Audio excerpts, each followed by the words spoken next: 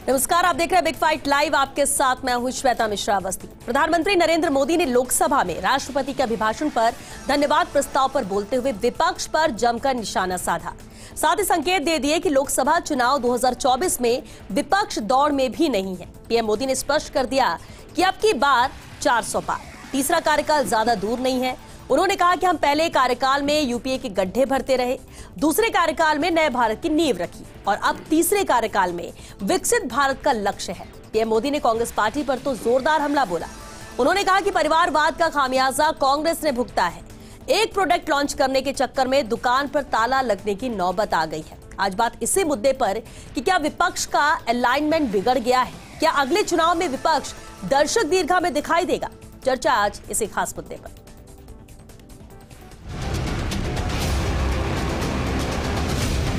लोगों ने नया नया मोटर मैकेनिक का काम सीखा है। मैं देख रहा हूं अलायंस का ही अलाइनमेंट बिगड़ गया।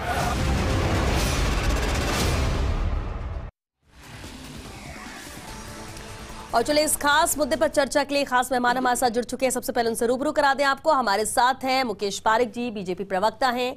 राजेंद्र मेघवाल जी भी चर्चा में शामिल हुए, कांग्रेस प्रवक्ता हैं। और साथ ही संदीप चौधरी जी भी हमारे साथ जुड़े हैं, राजनीतिक विश्लेषक हैं। बहुत स्वागत है आप सभी का बिग फाइट लाइव में। शुरुआत मुकेश पारिक जी आपसे ही करते हैं। आज जिस तरह से दमदार भाषण दिया प्रधानमंत्री नरेंद्र मोदी ने, लेकिन निशाने पर विपक्ष और खासतौर से कांग्रेस ही रही। कॉन्फिडेंस तो दिखा ही कि एनडीए इस बार 400 के पार है, लेकिन विपक्ष के लिए भी कह दिया उन्होंने कि दर्शक दीर्घा में बैठेगी। इस कॉन्फिडेंस की वजह क्या है? ये 2 कार्यकाल या फिर जो योजनाएं हैं वो? इस कॉन्फिडेंस की जो सब में बड़ी वजह है, मोदी जी के जो 2 कार्यकाल रहे, उन दोनों कार्यकाल में एक भारत की एक नई तस्वीर उभर के आई।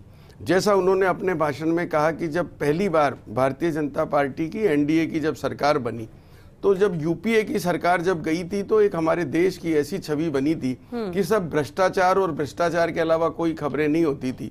और उन भ्रष्टाचारों का जो एक माहौल बना था, उस माहौल को ख़त्म किया। जो उन्होंने कहा कि हमने पहले कार्यकाल में पुरानी सरकार के गड्ढे भरे और दूसरे कार्यकाल में एक विकसित भारत की नींव रखी। और अब जब तीसरा कार्यकाल आएगा तो एक भारत एक ऐसा विकसित राष्ट्र होगा कि जो 1000 साल तक हमारा देश सबके आगे रहे, सब में अग्रणी रहे। इस प्रकार की योजनाएं बनेंगी। आपने देखा होगा कि बार बार कांग्रेस जब भ्रष्टाचार की बात करती है तो ईडी और आईटी की बात करती है। आज पूरे कांग्रेस के शासनकाल के दौरान 5000 करोड़ की मात्र जब्ती हुई कांग्रेस के कार्यकाल में ईडी के द्वारा। लेकिन आप आश्चर्य करेंगे, इन मात्र 10 सालों में ईडी ने 1 लाख करोड़ रुपए की संपत्ति और नकदी इन्होंने बरामद किया है। तो ये जो जिस प्रकार का भ्रष्टाचार था, जिस प्रकार का ये देखने में आया, तो जनता को ये विश्वास हुआ कि ये सरकार एक ईमानदार सरकार है और ये ईमानदार सरकार गरीबों का भला करने वाली है। पिछली सरकार में, यूपीए की सरकार में 10 करोड़ ऐसे फर्जी नाम थे कि जो उसमें जिनको सारे लाभ मिल रहे थे। कितना बड़ा एक आश्चर्य की बात थी कि कितना बड़ा एक भ्रष्टाचार था कि जिसमें 10 करोड़ फर्जी नाम से लाभ उनको मिल रहे थे। उन नामों को हटाया गया और इतना ही नहीं, 30 लाख करोड़ का डायरेक्ट बेनिफिट, 30 लाख करोड़ की राशि सीधे गरीब के खाते में गई। राजीव गांधी जब कहा करते थे कि जब प्रधानमंत्री थे कि मैं 1 रुपया भेजता हूं और 15 पैसा गरीब को मिलता है, वो 15 पैसा नहीं, अब पूरा का पूरा रुपया गरीब के खाते में गया। कैसे बदलाव किया गया? बिल्कुल, आपने बिल्कुल लेके करके गिना और यही जिक्र प्रधानमंत्री ने भी किया था। लेकिन राजेंद्र मेघवाल जी, पहले कार्यकाल में यूपीए के गड्ढे भरते रहे, दूसरे कार्यकाल में नींव रखी, अब तीसरे कार्यकाल में विकास का लक्ष्य तय कर लिया है। तो ऐसे में जनता तो सोचेगी कि जिस तरह से एक के बाद एक बीजेपी आगे बढ़ रही है और काम देश के लिए कर रही है, तो मौका दिया जाना चाहिए। कांग्रेस को भी आड़े हाथों लिया, सवाल खड़े किए। क्या इस जवाब पर आप कहना चाहेंगे जो प्रधानमंत्री नरेंद्र मोदी ने आज संसद में दिया? देखिए श्वेता जी, जहां तक प्रधानमंत्री जी की बात है, तो प्रधानमंत्री जी लोकतंत्र के सबसे बड़े मंदिर लोकसभा के अंदर, जो पूरे देश के प्रतिनिधि जहां बैठते हैं, वहां पर बैठकर भी कभी भी सच नहीं बोलते हैं। वो हमेशा से ही उन चीज़ों को मैनिपुलेट करके चीज़ों को बोलते हैं। और हमेशा से ही जो देश के पहले प्रधानमंत्री पंडित जवाहरलाल नेहरू, उनको लेकर अनर्गल झूठ बोलते हैं। गांधी परिवार को लेकर झूठ बोलते हैं, जबकि गांधी परिवार का इस देश के एकता और अखंडता को बचाने में शहादत देने का पूरा एक बलिदान की पूरी एक विरासत है। वो बार बार उस चीज़ को कहते हैं, लेकिन उनको ये पता नहीं कि इस देश के लिए उन्होंने शहादत दी, इस देश को एकता रखी, अखंडता रखी और पड़ोसी मुल्क के 2 टुकड़े कर दिए और मतलब एशिया का भूगोल बदल दिया। तो यहाँ ये बात समझने की जरूरत है। बार बार प्रधानमंत्री झूठ बोलते हैं, लेकिन प्रधानमंत्री जब 2014 में सत्ता में आए थे तो उससे पहले वो कहा था कि भाई और बहनों मुझे सिर्फ 60 महीने दे दीजिए। वो 60 महीने दिए तो 60 महीने में उन्होंने कुछ डिलीवर किया नहीं। जो वादे उन्होंने उस वक्त किए थे 2014 के अंदर कि भाई मैं 2 करोड़ रोजगार प्रतिवर्ष दूंगा, किसानों की आय दुगनी कर दूंगा, रुपए को डॉलर की तुलना में मजबूत कर दूंगा, सबके खाते में पैसा डाल दूंगा, ब्लैक मनी ले आऊंगा, काला धन लेके आ जाऊंगा विदेशों से, महंगाई 100 दिन में कम कर दूंगा। और वो तमाम चीजें, चाहे गंगा को स्वच्छ करने की बात हो, चाहे भ्रष्टाचार पर अंकुश लगाने की बात हो, वो कोई भी चीज नहीं हुई। आज प्रधानमंत्री सिर्फ और सिर्फ एक पॉइंट पे बोलते हैं, जबकि जो विपक्ष ने आरोप लगाए, मैं एक सिलसिलेवार बात करूंगा। राष्ट्रीय सुरक्षा की बात होती है, चाइना का मैटर आता है, हमारे अभी आपको पता होगा लद्दाख में जिस तरीके से हमारे चरवाओं को ऊपर नहीं जाने दिया जा रहा, हमारी टेरिटरी पे चाइना की। कांग्रेस पर जो सवाल सुनिए मैं कांग्रेस के सवाल पे पहले चाहूंगी, क्योंकि जो आज जवाब दिया ये चर्चा उसी पर है प्रधानमंत्री ने, और क्योंकि इसमें निशाने पर कांग्रेस रही है राजेंद्र जी। कांग्रेस अपना पक्ष रखे इस लोकसभा को लेकर भी, चुनाव भी सामने नहीं, कांग्रेस को लेकर जो बात कही गई, प्रधानमंत्री बड़े अहंकार में बोलते हैं। इनको भूलना नहीं चाहिए कि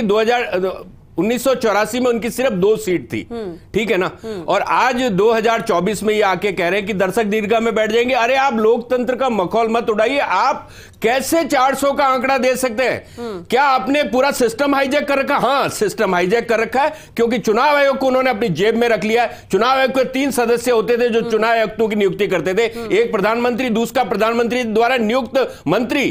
तो 3 में से 2 आदमी प्रधानमंत्री के पास में है। चुनाव आयोग के अंदर कोई बात हो न सकती। पूरा विपक्ष, 28 पार्टियों का विपक्ष चुनाव आयोग से लगातार कह रहा है कि हमें समय दिया जाए, लेकिन 6 महीने से चुनाव आयोग ने उनको समय नहीं दिया। ईवीएम को लेकर बातचीत करना चाहते हैं। आज जब डेमोक्रेसी ही नहीं बचेगी, संवैधानिक संस्थान ही नहीं बचेंगे, तो आप उसको, और इस तरीके से आप कह रहे हो कि नहीं साहब हम 400 पार चले जाएंगे, हमारी 370 आ जाएगी, रिलायंस की मिला के 400 पार चले जाएंगे। आपको कैसे पता? इसका मतलब आपने पूरा सिस्टम हाईजैक कर रखा है। चुनाव आयोग आपकी मुट्ठी में है, जैसा चाहेंगे वैसा परिणाम आप ला सकते हैं। लेकिन वो तो ये कहते हैं कि जनता का आशीर्वाद है, देखिए इसलिए जनता में जनता का आशीर्वाद नहीं है। जनता का आशीर्वाद होता तो मणिपुर नहीं जलता। अगर जनता का आशीर्वाद होता तो लद्दाख के अंदर हजारों मतलब सैकड़ों किलोमीटर की लोगों की भीड़ नहीं लगती। अगर जनता का आशीर्वाद होता तो मराठी आंदोलन नहीं करते। तो ऐसे आप जो कह रहे हैं, ऐसे तो इलेक्शन से भरोसा ही उठ गया फिर तो है ना। बिल्कुल, मैं यही तो कह रहा हूं।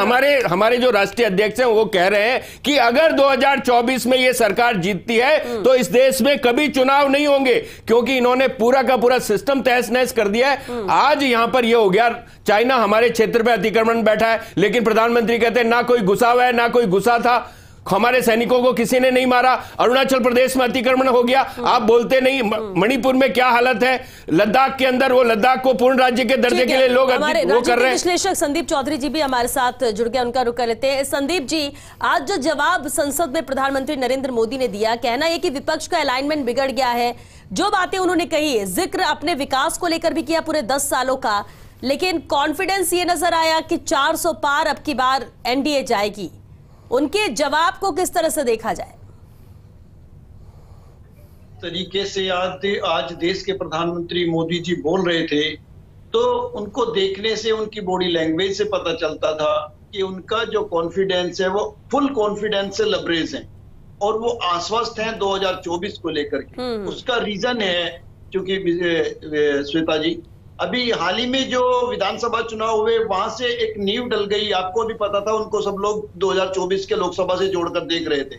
वहां से उनको पिकअप मिला। उसके बाद आपने देखा राम मंदिर का मामला आया, यहाँ से उनको बूस्ट मिला। और जिस तरीके से उनके जो इंडिया गठबंधन के लोग टूटकर आज मोदी जी के साथ जुड़ रहे हैं, सबसे बड़ा एग्जाम्पल है नीतीश कुमार का। तो कहीं ना कहीं उनको तो फुल कॉन्फिडेंस आ चुका है। और इस टाइम जो इंडिया गठबंधन है वो वाकई अपनी चाल भूल चुका है। जैसे मोदी जी ने कहा, उसका अलाइनमेंट बिगड़ा हुआ है। तो समझ में नहीं आ रहा केजरीवाल किधर जाएंगे, कांग्रेस किधर जाएगी, ममता जी किधर जाएंगे, अखिलेश यादव किधर जाएगा। तो सबको, पूरे आम आदमी को भी जो पॉलिटिक्स से नहीं जुड़ा है, उसको भी ये लगता है कि आएंगे तो मोदी जी। और वही चीज आज हमें देखने को मिली मोदी जी की भाषा में। और मोदी जी को एक मंझा हुआ पॉलिटिशियन आप मानिए, वो जो बात करने का तरीका वो देख लेते हैं कि हमारे जो दुश्मन है, दुश्मन इन द सेंस जो पॉलिटिकल विपक्ष है, उसकी कमजोर कड़ी क्या है। उनको मालूम है कि परिवारवाद, कांग्रेस और राहुल गांधी सबसे कमजोर कड़ी है, और वो कमजोर कड़ी को बिना तोड़े या कहिए बिना वार किए नहीं छोड़ते हैं। आज भी आप देखिए किस तरीके से बिना नाम लिए राहुल गांधी को घसीट के ले आए, परिवारवाद में ले आए, कांग्रेस को लेके आगे। तो ये चीज है। और सबसे बड़ी चीज आज मुझे जो उनकी लगी, उन्होंने ये चीज भी स्पष्ट कर दी कि भाई मेरे परिवारवाद का कुछ लोग गलत एनालिसिस करते हैं। देखिए, अगर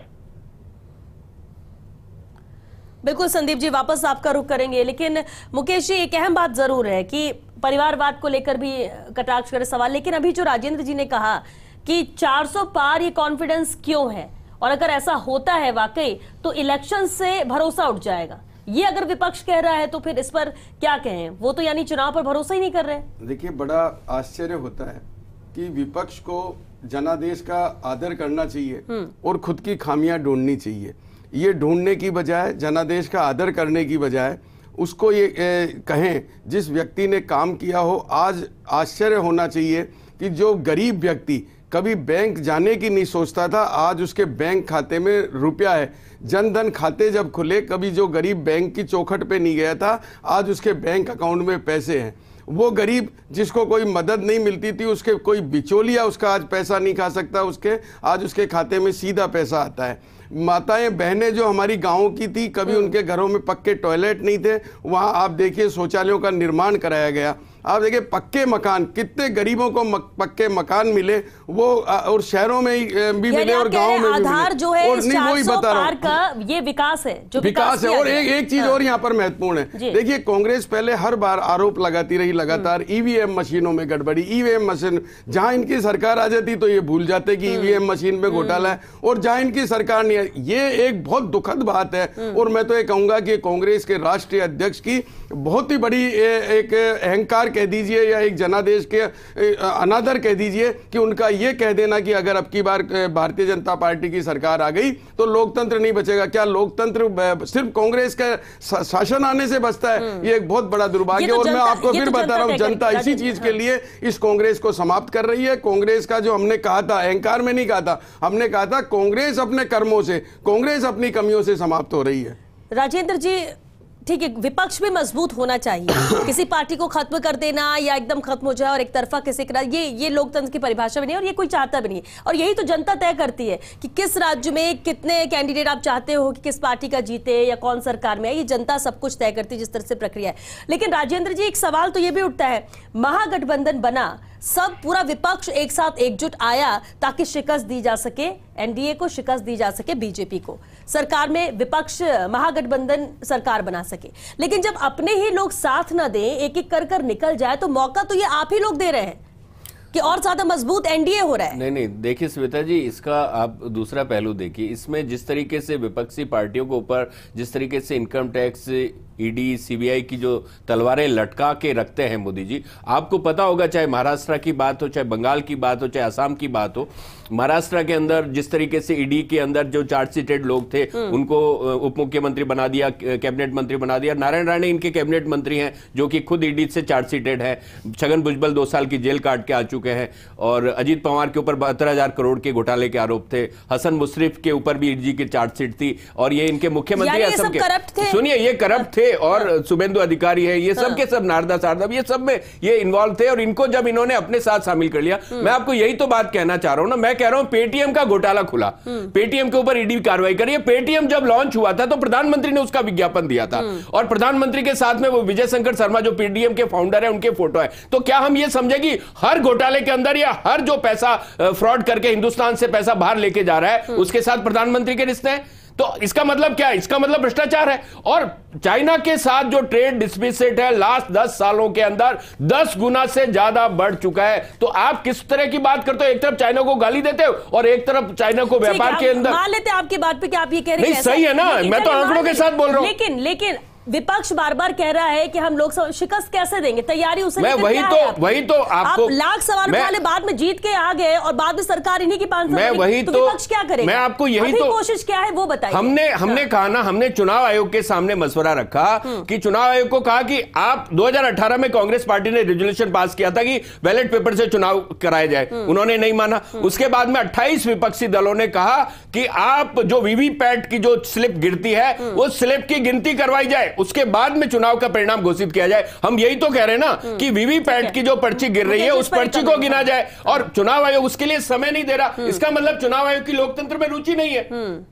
देखिए, इन्होंने अभी जो बात की भ्रष्टाचार की, ईडी ने 1 लाख करोड़ रुपए जब्त किए हैं। ये इनको आश्चर्य होगा कि कभी 5,000 करोड़ आपके पूरे शासनकाल के दौरान, और ईडी की कार्रवाई में 1 लाख करोड़, आपको एक इसका जवाब देना पड़ेगा। उसमें कौन कौन नेता है? इन्होंने एक बात, कई नाम गिनाए कि उनको वो ईडी से चार्जशीट है। एक भी नेता ऐसा बता दें जिस पर कार्रवाई बंद हुई हो, जिस पर कार्रवाई चालू नहीं हो। उस अगर किसी पर ईडी की कार्रवाई है तो वो चालू है, उसमें कोई, ये ऐसी संस्थाएं हैं जो स्वतंत्र रूप से काम कर रही है। उल्टा था कांग्रेस के शासनकाल में, इन संस्थाओं को पूरा का पूरा खुलकर कोई काम नहीं करने दिया जाता था। उसी का परिणाम था कि भ्रष्टाचार देश में तेजी से पनपता रहा। चाहे भ्रष्टाचार हो चाहे महंगाई हो, कांग्रेस के शासन में दोनों बढ़े। और 30% सुनिए, मैं आपको वही दे रहा हूं, देखिए सुनिए, आप मेरी बात का जवाब देना। आपके शासनकाल में दूध का धुला हो जाता है। आपको मालूम है 30% महंगाई दर कांग्रेस में, 30% महंगाई दर भी नहीं, इमरजेंसी में, अरे सबसे ज्यादा बेरोजगारी, 30% महंगाई दर, गलत, बिल्कुल गलत। आज पेट्रोल का क्या भाव इंटरनेशनल मार्केट में क्या भाव है? फिर भी आपने, चलिए अगर आपकी बात मान भी लेते, चलिए करप्ट है या फिर इन लोग धांधली कर रहे हैं, कुछ भी है, जिस तरह से कांग्रेस कह रही है। राजस्थान की बात कर ले, जब सरकार राजस्थान में कांग्रेस की बनती तब भी 1 सीट लोकसभा की नहीं लेकर आ पाती कांग्रेस। तय तो जनता कर रही, फिर जनता क्यों नहीं भरोसा कर पा रही है कांग्रेस पर, या कांग्रेस भरोसा जीत क्यों नहीं पा रही? देखिए, मैं कह रहा हूं ना कि चुनाव के अंदर नैरेटिव सबसे इंपॉर्टेंट होता है। हाँ। और हम विपक्ष के रूप में तमाम राजनीतिक दल, जो हमारा मीडिया है, उसको भी ये गुजारिश करते हैं कि लोकतंत्र के अंदर नैरेटिव वही बनना चाहिए जो जनता के बुनियादी मुद्दे हैं, रोटी, कपड़ा और मकान। आज एक तरफ ये कहते हैं साहब 25 करोड़ लोगों को हमने गरीबी की रेखा से ऊपर पहुंचा दिया, उसके बावजूद भी आप 80 करोड़ लोगों को फ्री अनाज दे रहे हो। इसका मतलब क्या? झूठ बोल रहे हो। आप 25 करोड़ लोगों को नहीं उबारा, आपने भ्रष्टाचार बढ़ाया, और आज भी आप सिर्फ और सिर्फ लिपापोती कर रहे हो। नहीं साहब, हमें आज 41%, सुनिए, 41% अभी भी लोग हैं जिनके पास पक्का घर नहीं है। प्रधानमंत्री किस बात का कहते हैं सबको पक्का घर दे? आप बताइए तो सही ना, आपने लगातार दे रहे हैं। आपने क्या दिया? अरे आपने 10 साल में इस देश का डेवलपमेंट में हमारा योगदान है। आप एक प्रोजेक्ट बता दीजिए जो आपने 10 साल का विकास आपने संदीप जी, संदीप जी, विपक्ष का ये तर्क कितना जायज है, या फिर ये सिर्फ बहाना है, या वजह दी जा रही है? विपक्ष एक तो मीडिया को बीच में खींचता है कि हम मीडिया को ये कहना चाहते हैं, हम मीडिया को, मैं ये मानता हूं कि विपक्ष के लिए मीडिया वरदान है। मीडिया उनको एक प्लेटफॉर्म दे रहा है अपनी बात रखने का। आप रखिए, आप मीडिया के ऊपर क्यों उंगली उठाते हैं? आप मुझे ये बताइए, अगर मीडिया ये खबर दिखाता है कि कांग्रेस या कांग्रेस पार्टी या राहुल गांधी राम मंदिर में प्राण प्रतिष्ठा में नहीं जा रहे हैं, तो आप इसको नेगेटिव क्यों लेते हैं? भाई आप नहीं जा रहे हैं तो उस चीज को स्वीकार कीजिए। इस तरीके की तमाम चीजें मीडिया जो हकीकत है उसको सामने लेकर के आएगा। आज पूरा हिंदुस्तान, आप राजस्थान में बैठ करके बात कर रहे हैं, राजस्थान की जनता ने सारी की सारी लोकसभा सीटें मोदी जी के झोली में डाली है, हरियाणा ने सारी की सारी सीटें मोदी जी की झोली में डाली है। संदीप जी, वजह क्या है? वजह क्या है? विपक्ष की कहां कमी रह पा रही है, या विपक्ष अपना 100% नहीं दे पा रहा है? कोशिश तो कर रहा है। क्या वजह है कि भरोसा जनता का जीत नहीं पा रहा है?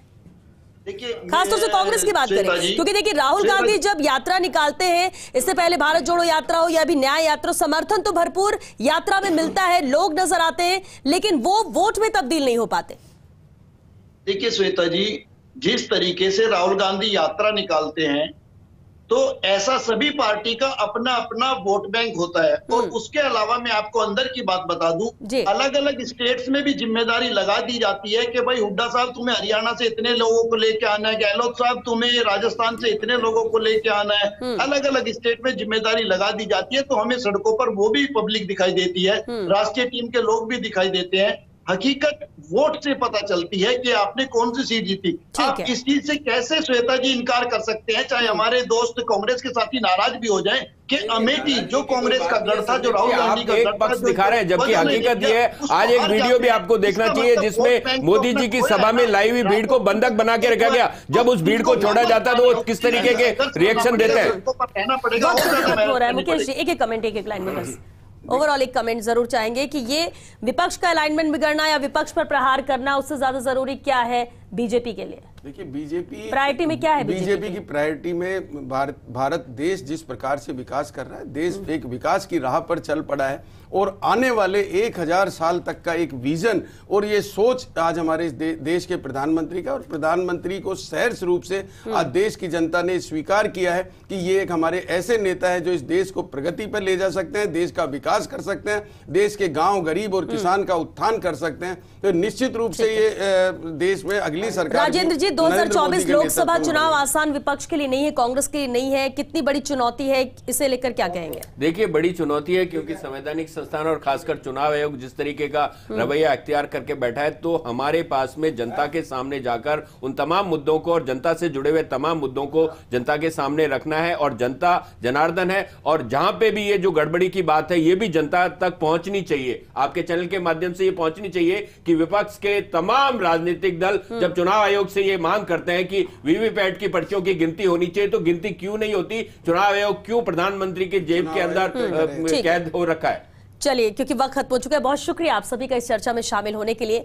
तो देखिए, प्रधानमंत्री नरेंद्र मोदी ने आज जवाब पेश किया, लेकिन जवाब में प्रहार कांग्रेस पर था, विपक्ष पर था। कॉन्फिडेंट वो नजर आ रहे थे कि अब की बार 400 पार जाएगी एनडीए और बीजेपी को अकेले 370 सीटें जीत कर आएंगी, ये उनका कॉन्फिडेंस है। 10 साल जिस तरह से कार्यकाल रहा है, 2 कार्यकाल की हम बात कर ले, उसमें जो योजनाएं रही, जो काम किया, उसका हवाला दिया जा रहा है, उसे आधार बनाया जा रहा है, आगे का लक्ष्य बताया जा रहा है, इसलिए कहीं ना कहीं मजबूत पक्ष में है। लेकिन विपक्ष के लिए बड़ी चुनौती 2024 के लोकसभा चुनाव रहने वाली है। अब देखना होगा कि जनता का भरोसा जीत पाते हैं या नहीं, या फिर जो प्रधानमंत्री नरेंद्र मोदी कह रहे थे उस वैसे ही कोई तस्वीर सामने आएगी। चलिए, इसी के साथ बिग फाइट लाइव में आज के लिए बस इतना ही। नमस्कार।